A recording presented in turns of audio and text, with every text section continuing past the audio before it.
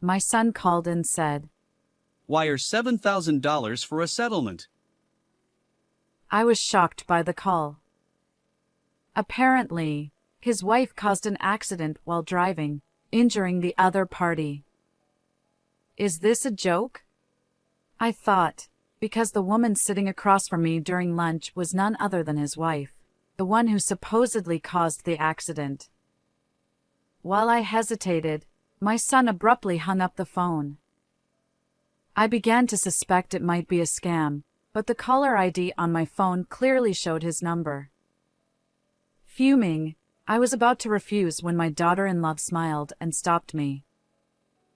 Let's pay for now.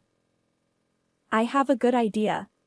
And so, as the two of us collaborated, the situation took an unexpectedly interesting turn. "Mom, I finally got a job." My 32-year-old son George happily reported to me. I replied, "Oh, that's great." George had spent a long time as an NEET or part-time worker, and honestly, I had almost given up hope that he'd find a job. So, I felt a huge sense of relief. Eventually, he married Olivia, a woman he got close to at work. Despite being 2 years younger than George, she was responsible and had a pleasant personality. We never had any mother-in-law-daughter-in-law issues. Although George and Olivia didn't live with me, Olivia and I occasionally had lunch together. I thought, with a capable daughter-in-law and George having a respectable job, I can finally relax, but then. Before marrying Olivia, my son had a troublesome habit. Despite having no income, he was careless with money and impulsively bought whatever he desired. He even stole money from my wallet a few times. Why would you do such a thing? I sternly scolded him, trying to get an explanation. But my son just pouted and turned away, refusing to speak. Taking money from your parents' wallet, acting like a child even at this age, I couldn't help but cry, feeling embarrassed.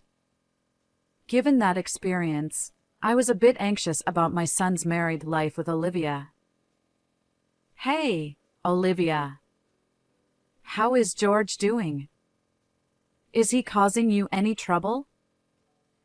Oh, not at all. I worried that he might take money from your wallet or do something wrong. Olivia assured me, flexing her arm as if to emphasize her point. It seems my son's household is under Olivia's capable management. Oh, that's a relief. With you, everything will be fine. I sighed, grateful that George had found a good wife. One day, while having our usual lunch together, my daughter-in-law and I were enjoying our meal. Suddenly, my phone buzzed in my pocket, and when I checked the screen, it displayed my son's name as the caller. Hello? George? What's going on? Why the sudden call? George's voice sounded urgent, and I braced myself for bad news. However, his next words plunged me into a whirlwind of confusion. "Listen carefully, Mom. Olivia had an accident while driving. What? The other party got injured, and they're really angry. They want us to pay $7,000 as a settlement." I glanced at the person sitting across from me, the bewildered expression on my daughter-in-law's face. George. "Anyway, if you can arrange the money, let me know right away. Bye." He hung up abruptly, leaving me stunned. After the call ended, I remained utterly bewildered, lost in thought. Olivia had an accident? But she's right here. I wondered if my son had misunderstood something, yet there was an odd tension in the air. Mom, are you okay? Olivia, wearing a puzzled expression, asked about the call from George. I don't fully understand, but it's serious. George claimed that you had an accident. What? I was completely overwhelmed by the situation and desperate to come up with money. Olivia calmed me down and listened to my story, but Olivia's confusion mirrored mine. What exactly is going on? I haven't been in an accident, and I'm not sure what George is talking about. She then rested her chin on her hand, deep in thought. Perhaps we should suspect a scam? Olivia suggested. But that voice was undoubtedly George's. Unless he suddenly caught a cold and sounded different. But he seemed fine this morning. If it's not him, then who?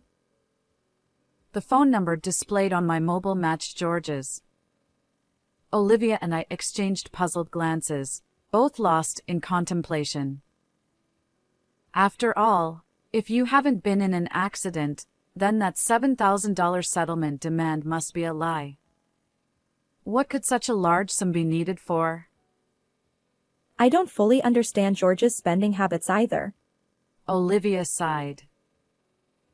Well, when you see his room, maybe he'd waste it on something trivial. Olivia explained. What do you mean? Olivia then shared details about George's recent behavior, and my anger flared up. George did that? Unbelievable. I won't stand for it. I grabbed my phone, intending to call George and give him a piece of my mind. But Olivia gently stopped me with a smile. No need. Let's pay first. Why? I've got a plan. Olivia said, her eyes twinkling. Hearing her revenge scheme for George, I couldn't help but grin. That sounds intriguing. Let's teach him a lesson. Exactly. It's time to put him in his place, Olivia declared. And so, Olivia and I joined forces, ready to leave George speechless. 3 hours later, I pretended to be deceived and called my son back. I've got the $7,000 ready. Let's meet in person for the exchange. Wait a minute. I said to wire the money. No, it won't work that way. Nowadays, banks scrutinize large wire transfers. It's more reliable to hand it over directly. Okay. Where should we meet? I specified the meeting location and prepared a paper bag with the $7,000. Sorry for the wait. My son appeared awkwardly, accompanied by an unfamiliar man. Who's this? I'm James. I'm the one his wife hit with her car. The man claiming to be the accident victim, James, had a rugged face with visible scars. However, those scars appeared old and not recent. Moreover, it was evident that he wasn't an ordinary person. George grinned, relieved. Good. You brought the money. George then demanded. Hand over that $7,000 to me. Before that, I have a question. I glanced between the alleged victim and George. Our apologies for any inconvenience caused by Olivia. Could you provide details about the accident? Come on. Does it really matter? It does. We might be eligible for insurance compensation, and we need to understand what happened. James narrowed his eyes at me, looking annoyed. Look, I was suddenly involved in the accident, so I don't remember the details. Yeah, I wasn't with Olivia, so I'm not sure. Isn't that strange? How could both of you know that she caused the accident in that state? I placed my hand on my hip and tilted my head, feigning curiosity. Wait, could it be that surveillance cameras or dash cams captured the incident? If so, could you show me the footage? Listen, lady. You've been nagging incessantly. Are you suggesting I'm lying? The self-proclaimed victim's low voice carried a threatening tone. Although I felt fear, I couldn't back down now. I don't want to assume you're lying. I'm simply asking for evidence if you have any. Summoning my courage, I continued to lock eyes with James. In the midst of our standoff, my son interrupted our conversation. Mom, stop it. Enough. Just hand over that $7,000. His face clearly showed fear. Yeah, right. There's no evidence. After all, I didn't cause any accidents. Then, George was utterly shocked by the appearance of someone. Olivia? Why are you here? I didn't mention it, but when you called me, Olivia was having lunch with me. George stammered. That's absurd. I didn't hear anything. As my son retreated nervously, both Olivia and I closed in on him. Why lie and make your mom prepare $7,000? The jig is up. Surrender. We decided to present evidence to corner him. Actually, Olivia and I went to their house together to uncover George's misdeeds. While my son was away, we searched his room and found evidence of various wrongdoings. First, this is a loan agreement for debt. It stipulated that if he didn't repay the borrowed $7,000 within a month, he'd have to pay additional delay damages. However, the amount was substantial and not from a reputable financial institution. So, I turned my attention to the person next to George. She wasn't involved in any accident. So, who are you? James chuckled. Heh, guess I'm caught. As expected, the man claiming to be the accident victim was actually a debt collector who had lent money to my son. James explained. Your son asked for my help in securing the $7,000. Pretending to be the victim seemed like a good idea, but it's clearly not working. While James found it amusing, my son looked apologetic and shrank back nervously. So, you already know why your son borrowed $7,000, right? Yes. When I saw my son's room, I was speechless.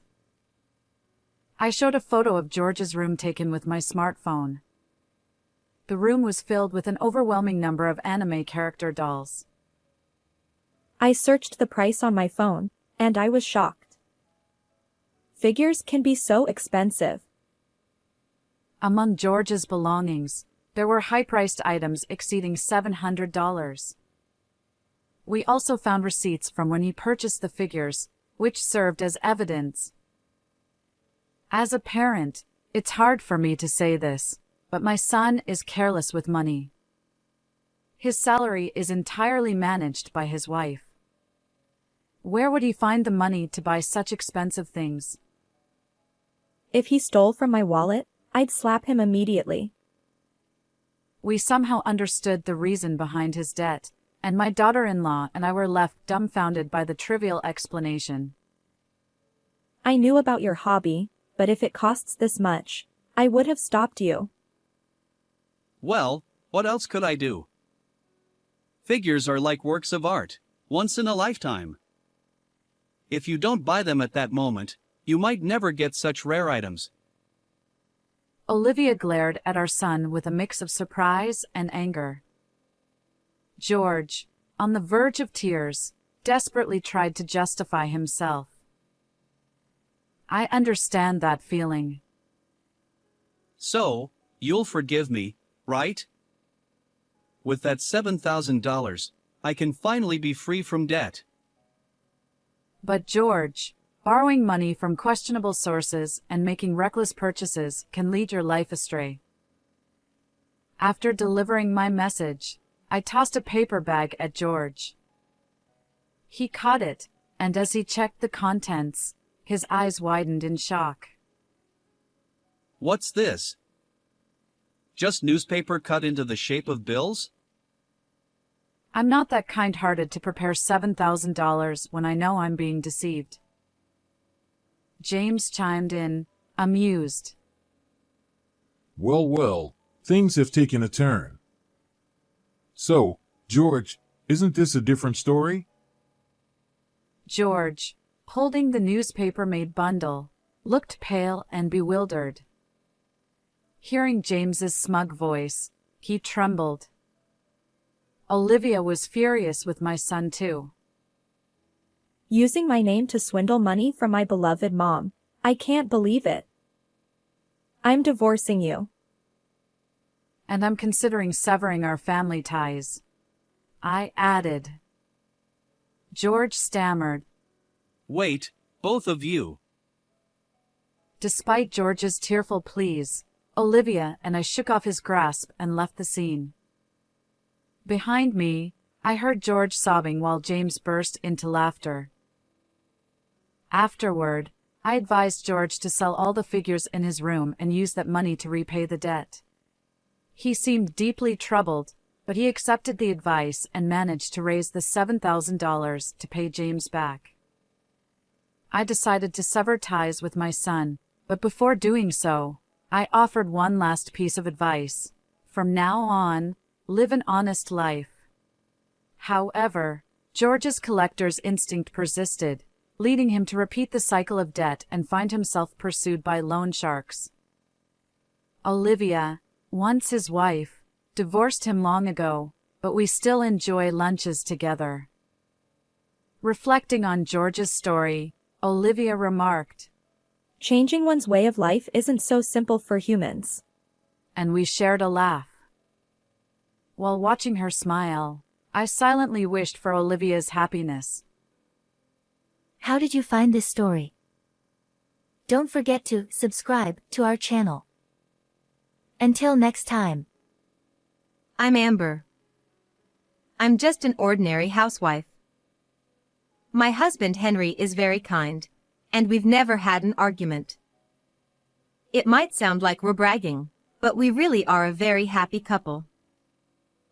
Since my parents have already passed away, we are now living in an apartment near my in-laws. The reason is quite simple, in case when we have children or something happens, and in the future when my in-laws might need care, it's a mutually beneficial arrangement, so I agreed to live here. However, every time I met my in-laws and had a meal with them, I inexplicably started feeling unwell, experiencing stomach aches and such. I refrained from eating at my in-laws' house for a while, but one day, I had a situation where I couldn't refuse, so I decided to visit them. But then, the unexpected happened there, leaving us utterly shocked.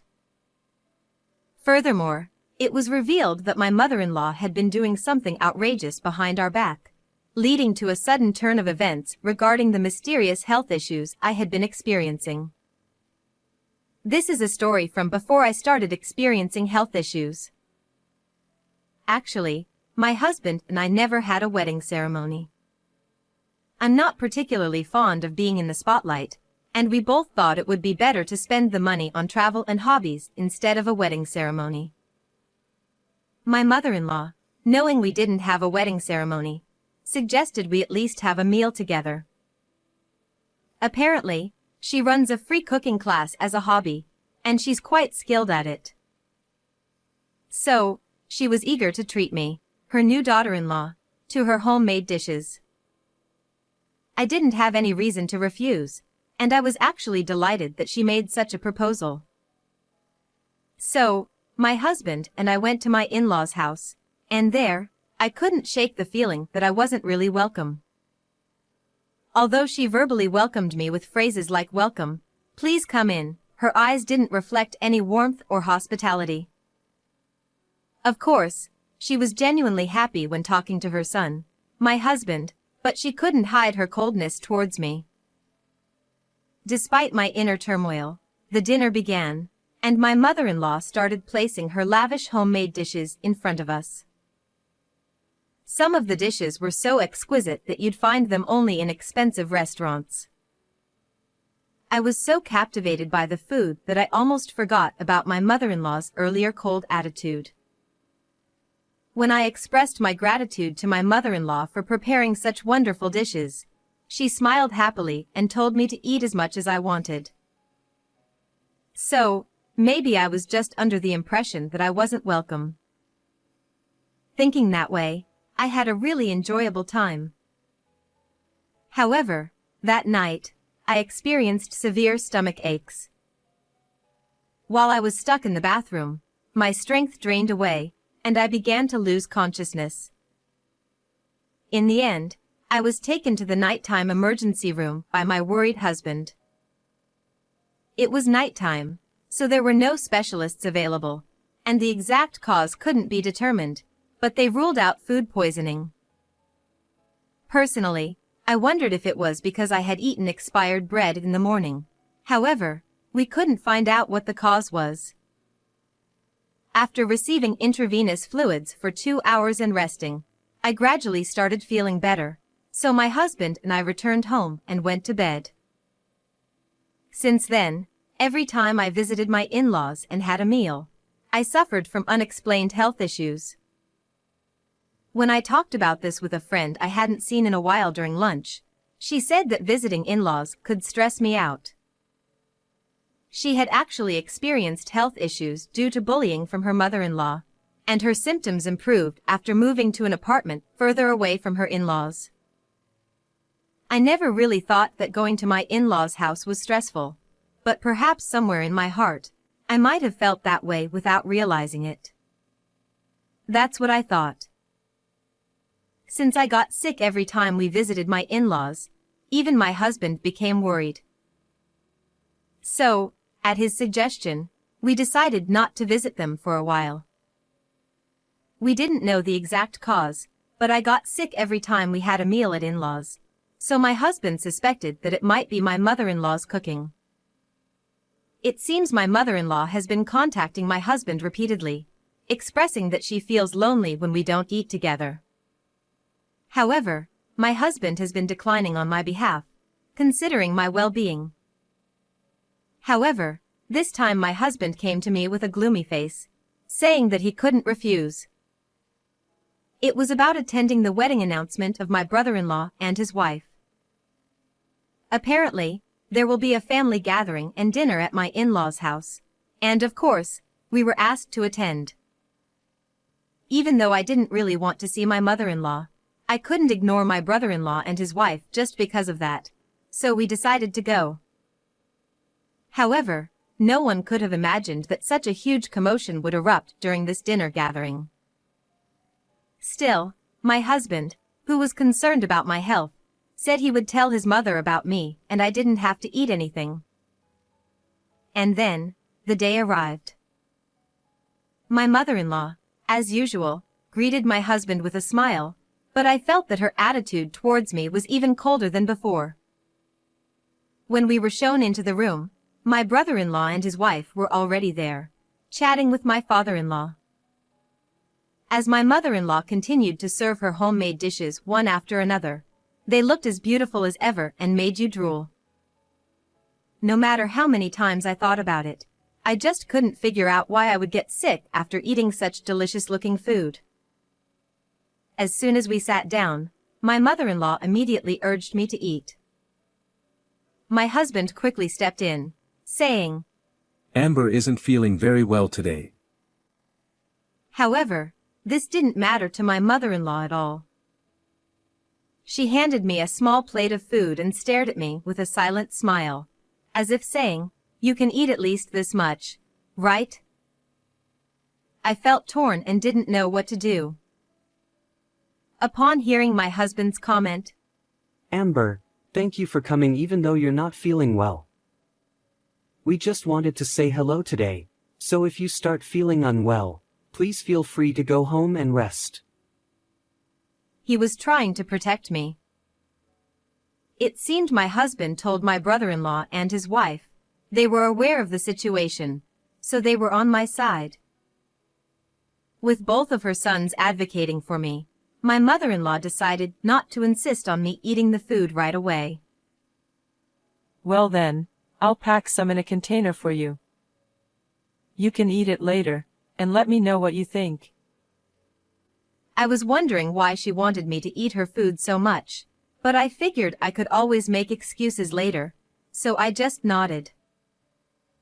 Then, as my mother-in-law got up to fetch the container, there was a loud crash from the kitchen. All of us turned our attention to the kitchen, and there was my father-in-law clutching his stomach in pain. He hadn't even touched the food yet, so we didn't know what had caused it. In a panic, my mother-in-law rushed to support my father-in-law and asked him what was wrong. My stomach. It hurts so much. I just ate some food in the kitchen before everyone arrived.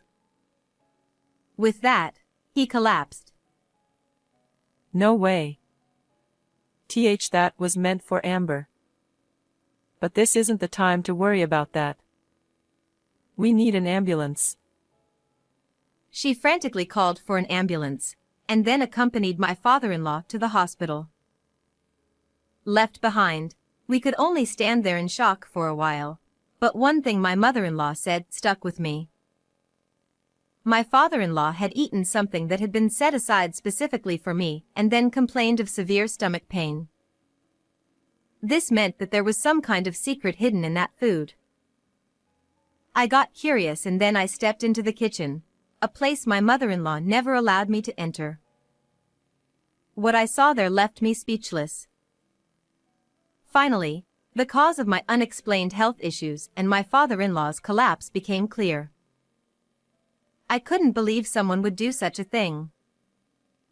Well, I won't go easy on her anymore. I'm ready. We each drove our own car to the hospital where my father-in-law was taken. After completing the check-in process, we headed straight to the hospital room, where we could hear voices from inside. One was my mother-in-law's, and the other was probably a male doctor. It sounded like my mother-in-law was being questioned about what had happened and why my father-in-law had collapsed like that.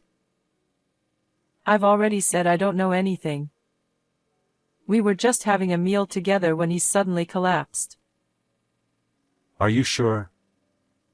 Whether it's spoiled food or expired items, anything you can think of. I've already told you, I don't know anything. Even when questioned by the doctor, my mother-in-law continued to insist that she didn't know anything. I took a deep breath and knocked on the door of the private room. My mother-in-law hurriedly came out, and as soon as she saw my face, she stammered, Oh, Amber, Henry. You're here. Dad will be fine, so why don't you go back home and have dinner? She seemed a bit flustered, so I grabbed the closing door and said with a smile, No, I have something to talk to you about. Behind me, there was my husband putting silent pressure on her, and my brother-in-law and his wife looking at her with scornful eyes, so she couldn't refuse outright. Fine. She reluctantly let us in. It seems that my father-in-law's condition has stabilized somewhat, as his complexion has improved, but the cause of his collapse is still unknown. The doctor told us, after arriving at the hospital, he was conscious for a while and went to the bathroom several times, but then he became severely dehydrated and lost consciousness completely. Well, you know, he's getting older, and he's been drinking nothing but beer lately. She tried to brush it off with a forced laugh. However, She realized that she couldn't deceive neither the doctor nor us, and fell silent, perhaps not to give herself away. Then, I looked straight into my mother-in-law's eyes and pulled something out of my bag, pointing it at her. When she saw it, her eyes widened, and she broke out in a cold sweat, and was clearly shaken. "This is a laxative, isn't it?" There were traces of it in powdered form. "Can you explain?" I said coldly, but my mother-in-law remained silent. Upon seeing it, the doctor said with a start, "Ah, I see. It's quite common to suspect laxatives as the cause of continued diarrhea when it's not food poisoning or anything else." Then they did further examinations, and it was indeed confirmed that my father-in-law had ingested a large amount of laxatives. This caused his intestines to become hypersensitive, leading to frequent diarrhea and abdominal pain. This ultimately led to dehydration, as diagnosed by the doctors. No, it's not like that. At first, I thought it would be great if she just suffered a little. But you, Amber, were so calm about it, so I gradually increased the amount. She finally confessed with no way to escape the situation. The reason for such an action was simple. She felt that I had taken her beloved eldest son away from her. So, what started as a malicious act of mixing a small amount of laxative gradually escalated, and she ended up adding a quantity that caused my father-in-law to collapse. I was appalled, but I said to my mother-in-law, "What you did is beyond comprehension. You have serious issues as a person. Do you know how many times I had to go to the hospital for 4 drips because of what you did? And yet, I can't understand why you would even think to mix such a dangerously large amount." Unable to retort, my mother-in-law hung her head in frustration. And then, the barrage of criticism continued against her. "Mom, this is terrible. Amber happened to be tolerant of it and nothing serious hasn't happened to her yet. But what you're doing is no different from being a criminal." After my husband said that, I can't believe it, but were you planning to do the same to Jessica? It's terrifying to even think about. my brother-in-law said this while glaring at my mother-in-law and putting his arm around his wife's shoulder. Then the doctor added, "You must not use medication inappropriately. As your son said, your daughter-in-law happened to have a mild reaction, but it seems your husband doesn't have much tolerance for laxatives, which is why he had such a severe reaction this time." Shut up. Because. 11. Though my mother-in-law was a grown woman, she cried like a child. Then, we heard a voice coming from another direction. "You! How could you do such a cruel thing?" I turned towards the source of the voice and saw my father-in-law, who had regained consciousness, looking at us and speaking. Mother-in-law, with tears in her eyes, took my father-in-law's hand. I'm sorry. I never meant to harm you. But my father-in-law forcefully pushed her hand away. My mother-in-law froze, unable to accept what had just happened. Seeing her like that, my father-in-law let out a heavy sigh and said, "Even if you didn't mean to harm me, you've been tormenting Amber all this time. Unbelievable. This is not the act of a decent human." Feeling overwhelmed by his words, my mother-in-law clung to my father-in-law, pleading for forgiveness. And to me, my mother-in-law said, I apologize for everything I've done. I won't ever do such a thing again. So please forgive me. If you forgive me, I'm sure everyone will be satisfied. Right. I couldn't help but smirk, thinking that this was probably just an act, and she wasn't truly reflecting on her actions. Haha. What are you saying now? I can't forgive you. Do you have any idea? I said, and then my husband stood beside me and continued. Mom, stay away from Amber. Anyone who hurts my beloved wife isn't family to me. Henry. Rejected by her beloved son, my mother-in-law collapsed to her knees. Seeing this, my brother-in-law nodded in agreement. I don't want to be with someone who might harm Jessica either. From now on, I won't have anything to do with Mom. Realizing that her ugly jealousy had caused this situation, my mother-in-law kept crying and begging for forgiveness. However, no one said a word.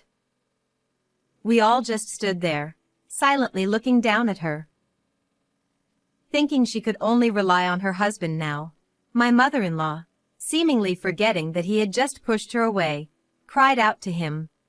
Honey. You won't abandon your wife, will you? But my father-in-law, with a firm voice, shouted. No, I'm divorcing someone who would do such a thing. Hearing this, my mother-in-law was utterly shocked. It's time to go home. Dad, please get some more rest. We all nodded at my husband's words, said our goodbyes to my father-in-law, and left the room. While waiting for my husband to bring the car around to the entrance, I saw my mother-in-law running towards me, out of breath as if she had chased after me. Amber. Please, forgive me. I'm begging you. Seeing my mother-in-law's tear and snot-covered face, I responded, "There's no reason for me to stay with someone who puts my life at risk. If I were to forgive you now, it wouldn't do you any good." At that moment, my husband pulled up in the car, so I got in and said, "We won't meet again. Take care." With that cold farewell, my mother-in-law looked into the distance, tears streaming down her face, muttering something as she gazed up at the sky. Afterward, as promised, my father-in-law divorced my mother-in-law and moved out, and both my husband and brother-in-law cut ties with her. Until then, my father-in-law had been the one listed on the apartment lease and had been paying the rent, but now that he's gone, my mother-in-law has to pay the rent herself. However, as a homemaker who didn't know how to earn a living, my mother-in-law managed to make ends meet initially with some portion of the property settlement, but it quickly fell apart. She tried to monetize her cooking classes by reaching out to various people, but the recent scandal became gossip, and she lost all her students. Ultimately, unable to pay the rent, my mother-in-law was evicted from her home. It was then that she finally realized the severity of her situation and began to look for a job. However, without a place to live, finding a job proved to be quite challenging. Currently, she is said to be living on the streets. It's a perfect example of karma, isn't it? As for us, I was relieved from the unexplained health issues, and immediately afterward, I found out I was pregnant. Actually, my husband and my father-in-law still have been in regular contact since he left the house, so when he found out about my pregnancy, he was even more delighted than us, the parents-to-be. He eagerly awaited his first grandchild, and even before the baby was born, he helped prepare baby supplies and purchased expensive baby gear like strollers and car seats, which has been a huge help. And once the baby was born, he turned into a complete doting grandparent. I always thought of him as quiet because he didn't talk much, but it turns out he's quite mischievous and fun-loving.